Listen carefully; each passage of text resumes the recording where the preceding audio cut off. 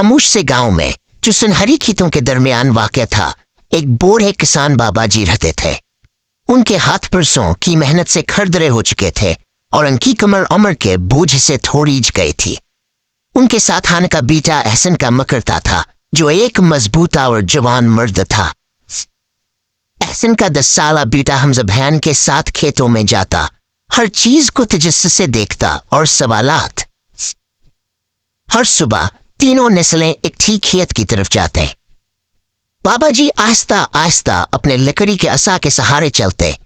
एहसन बैलों को संभालता और छोटा हमजा उनके साथ साथ चलता हुआ सवालात करता। एक दिन गंदम के बीज बोते हुए हमजा ने पूछा, दादाजी, हम अच्छे बीजों को मिट्टी में दफन क्यों करते हैं? क्या इससे वो मर नहीं जाते? बाबाजी मुस्कुराए और झुककर हमजा के करीब बैठ गए।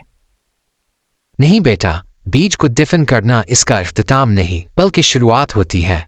जैसे जिंदगी में कभी कभी अंधेरे से गुजरना पड़ता है, तब ही रोशनी मिलती है। एहसन, जो पसीना पोंछ रहा था, बोला, तुम्हारे दादा ने मुझे सिखाया था कि खेती सिर्फ खाने का जरिया नहीं, ये सब्र, भरोसे और यकीन का सबक देती है।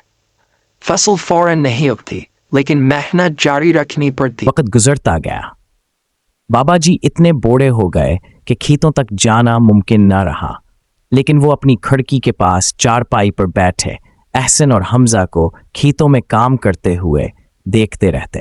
फिर एक दिन जब हमजा बड़ा हो गया, वो अपने छोटे बेटे को इन्हीं खेतों से गुजार रहा था और इसे कह रहा था, ये जमीन सिर्फ मिट्टी नहीं, ये तुम्हारे परदादा, दादा और अब तुम्हारे ख्वाबों की खुशबू रखती है।